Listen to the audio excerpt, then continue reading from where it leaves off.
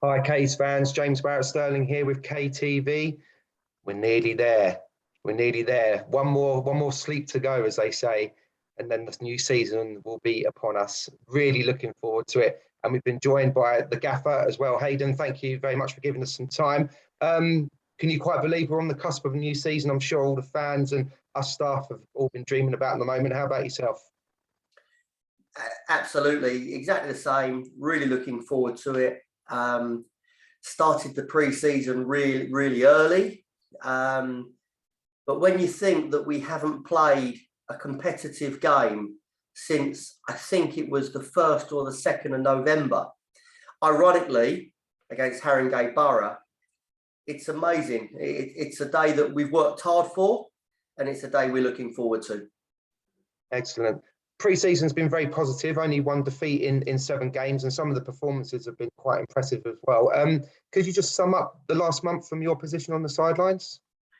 Yeah, I think we had a head start in pre-season because when the government eased the initial lockdown, we come back into training for a few weeks, just light stuff, letting the boys play football. But it also allowed us to open meaningful discussions with the players we wanted to bring into the club. And I'm really pleased with our recruitment. I have to say, I'm delighted that the players have come into Kingstonian, I think, have really helped us raise the bar. And I think what we've seen in pre-season is not only has Reece, Nyron, Daniel, Jason, Aaron, people like that, not only have they helped us raise the bar, but the existing squad have reacted to it. So I give immense credit to the players in pre-season. I think they've done really exceptionally well. On the training ground, there's been a lot of really good work. I know you've spoken to the players in depth about how hard pre-season is. Actually, what they probably should have told you is pre-season has been very different. It's taken a very different look this year. There's been no Cooper test. There's been no long runs. There's been no endurance runs. There's not even been a bleep test this year, which is something that they'll jokingly tell you that I'm famous for. It's all been short, sharp stuff, and the majority of the running has all been with the ball because we decided to change the design of pre-season entirely to give it a much more game-related presence. As we did with friendlies, I think if you look up and down the majority of clubs with friendlies, they play Tuesday, Saturday. We decided only to play Saturdays. And my thinking was just to play Saturdays and then try to improve on the training ground with work, Tuesday and Thursday, then play a game.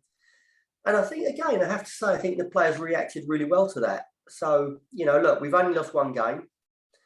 That was against Dorking Wanderers with about 5 seconds to go in a game that we should have won, to be fair. I genuinely think, and I think Mark would agree that, we were most certainly the better team, but it's not important.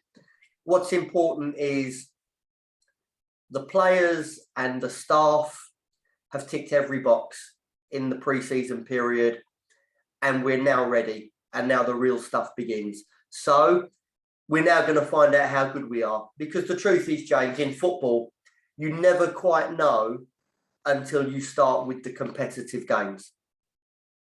Real acid test, as they say. What would you say from the pre-season games? Was there a performance that particularly stuck in your mind, either for good reasons or maybe one that gave you food for thought to maybe try different things moving forwards?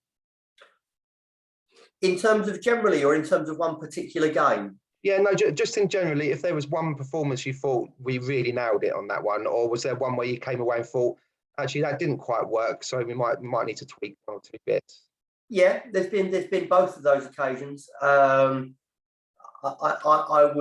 was surprised how good we were against Dorking, because we introduced 1 or 2 new ideas, and we introduced a way of playing without the ball that moved it on quite a lot from what we've done before. And I'd heard a lot of how Jason Bantam and Reece Williamson that they were great with the ball, but they wouldn't give us a lot without the ball. And the truth is that their work without the ball has been as high as their levels with the ball. Strategically, that's really important. And I think we saw that all the way from day one in Dorking. Dorking went to Chertsey, a different challenge, 5 o'clock kickoff on a Saturday against a team in the league below, but a good team. Kevin and Steve really doing a fantastic job there. And that opened everybody's eyes because it showed that, there's really good sides in the leagues below. And I think we played a team in Chertsey that will fight for promotion and perhaps be a Premier Division team next year. So that was a really good test, but a test that I thought we passed well. And I could see already that we were hopefully going to improve in the final third. Notably, Daniel got his first goal. Jason scored that day, even though Reese was very, very good that day. I think we moved on to Wimbledon. I think we moved on to Wimbledon or Grays, something like that.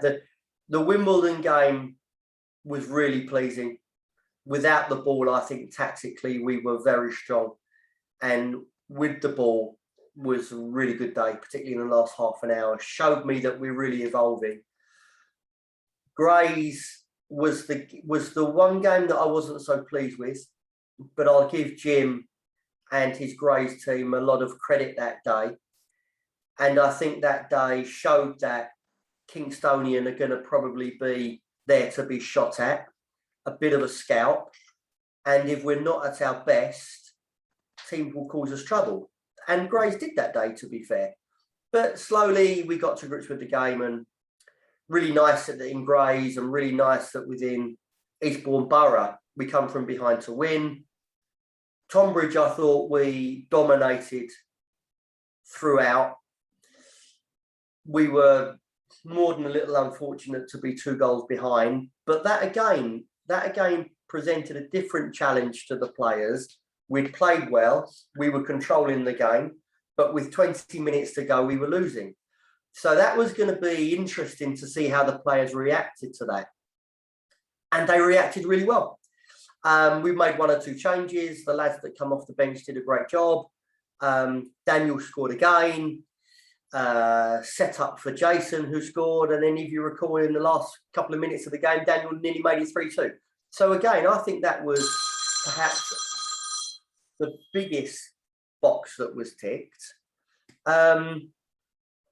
And Hayden Yedding on Saturday, I knew would be really good.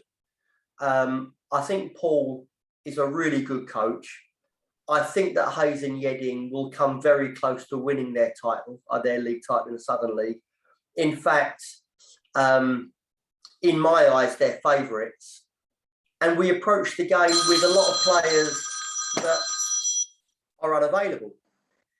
So that again was a challenge. It was then another challenge that the weather was awful. And so we had to then revert to an AstroTurf surface. So the mentality of the team was tested. And we come away with a really good draw. If that was a league game, I'd be very happy with it. I think that we deserve to win. But I think the point that I'm making, the long-winded point that I'm making, is that every game has been purposeful, and every game the players have ticked all the right boxes, and so they really deserve great credit for that. And that's not only a few. Normally there's a few curveballs, normally there's a few players that you're a little worried about. And to be open, in my first year here and in my second year here, I wasn't entirely sure that we were ready. I could see that there was still a big scope for improvement before we started the season. I can't predict what the result's going to be Saturday, but we do go into the game with confidence that we are ready. Just increased my excitement levels tenfold after all of that, Hayden. That's great. Obviously, we're at home on Saturday. The 2 home-friendly crowds were quite bountiful, very healthy. Of course, there's been talk of having to how we can increase attendances moving forwards anyway. But it'd be encouraging to get a big crowd down for Saturday's opener for you and the boys, wouldn't it? Absolutely. Absolutely. You know, my relationship with the Kingstonian supporters is something I value. And there is the proverbial 12th man in football, and they are literally our 12th man. Since I've been here, when the team have done well, they've been encouraged to do even better. When the team haven't played so well, they've received amazing support. You know, without sounding too cliche, because everybody says this, it is true. You know, I've worked in a few non-league football clubs now, and I know when we've got great supporters, we've got fantastic supporters. Showed it against Wimbledon, showed it against Tonbridge in the friendlies, and I accept that there's a lot of people in football that only really become interested when the league game started. I get that happens in all walks of life at all levels of football. So we're really hopeful that we're going to welcome a big crowd into the stadium on Saturday, and that the crowd's going to really get behind the team and help us win our first 3 points.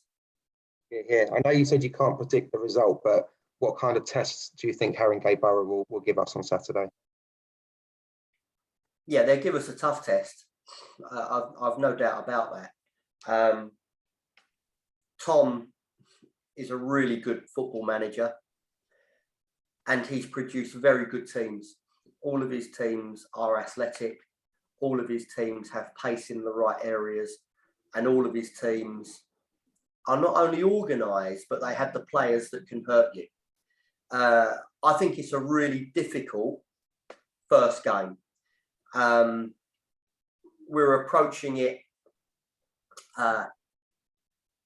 in the right way. We've done our homework on Haringey. I've certainly had them watched. I've had the reports on them, and I think that we can expect a really super team coming to us on Saturday. It's a team that not a lot of people seem to be talking about. I think that's unfair on Tom. He always produces really good Haringey sides, and I think he's produced another one. So we're under no illusions. It's a stern test, and Kingstonian will have to be at our very best to win. Excellent. Well, Hayden, thank you for joining us. And just lastly, Case fans, the gaffer's got a little announcement that he wants to make, so I'm just going to shut myself to one side, and Hayden, the floor is yours.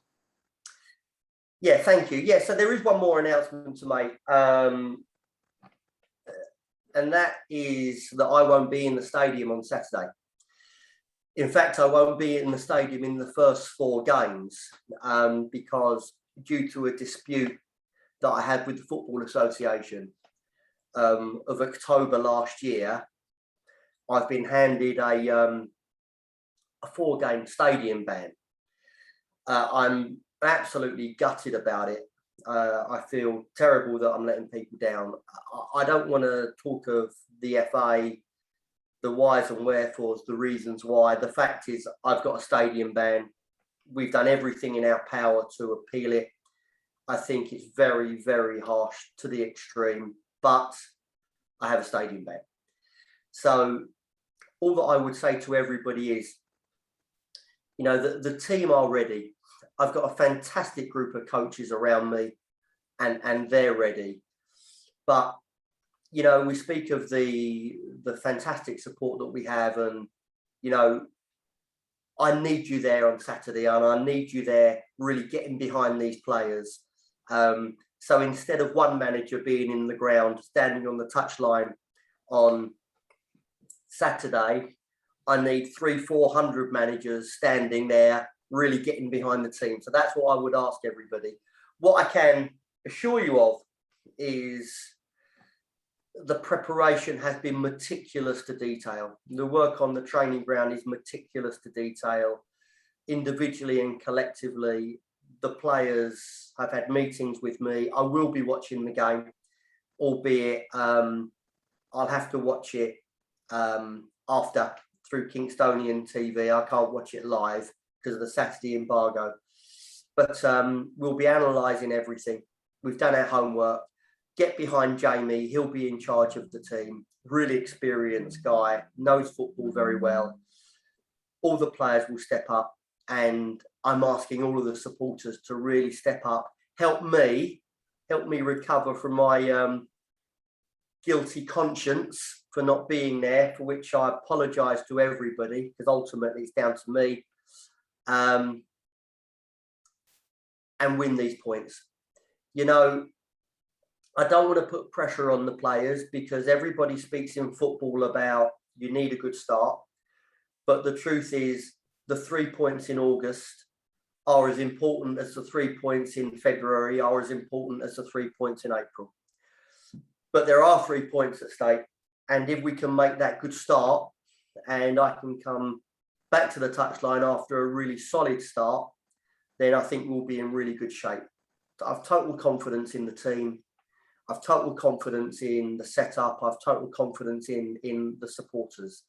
I would openly like to apologise that due to a fallout that I had with the Football Association in October, quite amazingly, they've decided to hang it over and not allow me in the stadium, even though the incident wasn't even with the Football Association. My dispute with the FA, which was over comments that I made regarding referees and the Football Association, all the way back in October, we're being punished for now. We're not going to let it derail us. We're not going to let it hurt us. So let's, as we always do, pull together as a club and get through the next 4 games together. All I will tack on to the end of that is say that you will be missed, Gaffer. Obviously, your presence inside the stadium will be missed, but we'll all come together. We'll be strong as one. And like you say, let's get those 3 points on Saturday if we can, and make it a springboard for the rest of the season. That'd be great. Yeah, I really appreciate that, James. Thank you. And I've got to say, the club have been tremendous. It's something that privately we've been trying to fight, but the FA have decided to make an example of this situation, which I accept. You know, when you say the things that I said, you have to take responsibility for it. So I'm happy to openly apologise to my club, to my players, and most importantly to our supporters. But I think that we spoke about building the infrastructure of Kingstonian, and the infrastructure is built. The house is built. We're ready to go. And I appreciate you paying me the compliment of saying that I'll be missed. Actually, I don't think I will be. I think that this team won't need me now. I'll be behind the scenes. I'll be working really hard behind the scenes. But trust me, I have such confidence in these lads that they'll get the job done. All that I would add to that, James, is probably, in fairness, to give everybody a little bit of team news. So with regard to the team, Fabio Saraiva and Simon Cooper, like myself, are suspended, despite the fact that the season was curtailed. The suspensions hang over, as mine has. So Fabio has 1 match to serve. Simon has 3 matches to serve. So both of those players will be missing. Kashani Samuels had a road accident last week and has sustained what we fear to be quite a serious knee injury. So Kashani isn't fit either. Aaron Lamont is ill. Aaron Lamont won't be available. And Harry Osborne has now returned to training, but we have to see how Harry's body reacts to training. And probably it's going to take 2 or 3 weeks of work without reacting before we can consider putting Harry back in. So there are people missing. But do you know what? In football, we can cry about the players that aren't there. I'd rather concentrate of the players that are there. I think we have a fantastic squad of players. And I think that the squad of players will do everything they possibly can to bring 3 points back on Saturday. I can't think of a better way to sign off. Hayden, thank you very much for your time this afternoon. K's fans, if you can make it down to the game, please do. And just make sure that you subscribe to the Kingstonian YouTube channel as well, where hopefully we're going to start drip feeding the KTV stuff through from Saturday. And as I said before, really looking forward to the start of the season, and come on UKs.